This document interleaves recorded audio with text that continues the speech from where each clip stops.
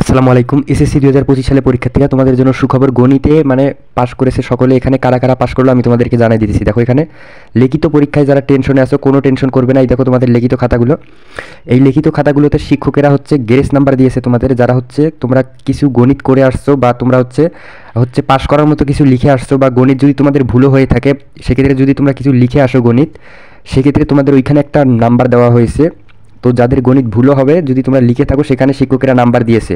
Number দিয়ে তোমাদেরকে ইনশাল্লাহ লিখিত খাতায় 23 নাম্বার ইনশাল্লাহ করে তোমাদেরকে পাস করে দিয়েছে, যারা কিছু লিখে আসছো। আর যারা ফাঁকা থুয়ে আসবে, কোনো কিছু লেখার অপশন মানে কোনো কিছু নাম্বার দেওয়ার অপশন থুবে না, সেক্ষেত্রে কিন্তু তাদেরকে ফেল দেওয়া হয়েছে শুধুমাত্র। আর যারা কিছু লিখে আসছো পাস করার মতো, তারা অবশ্যই পাস করেছে এখানে।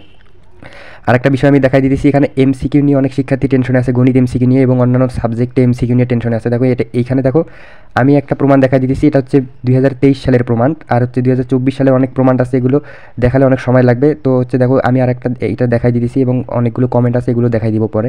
দেখো একটা শিক্ষার্থী এখানে 9 পেয়েছে, সে পাস করেছে, গ্রেস নাম্বার শো করে না। এটা তোমাদের জাস্ট আমি দেখানোর জন্য যে তোমরা এমসিকিউতে যারা শর্ট পেয়েছো অবশ্যই পাস করবে।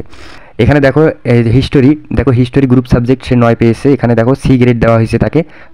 9টা এমসিকিউ পেয়েছে কিন্তু শো করে নাই, 10 নাম্বার শো করে নাই, কিন্তু 9টা শো করবে, কিন্তু তোমাদের রেজাল্টটা চলে আসবে, পাস চলে আসবে। তাই যাদের যে কয়টা শর্ট হবে শুধু সেই কয়েকটা শো করবে, কিন্তু রেজাল্ট পাস চলে আসবে।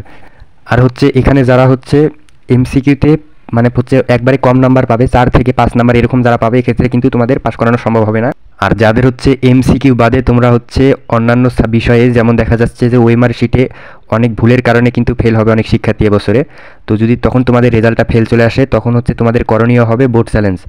এই দেখো 2024 সালে হচ্ছে বোর্ড চ্যালেঞ্জ করেছে। দেখো শিটটা আমি দেখাই দিতেছি। দেখো এখানে ফেল থেকে সরাসরি পাস করেছে, দেখো অনেক শিক্ষার্থী পাস করেছে এখানে।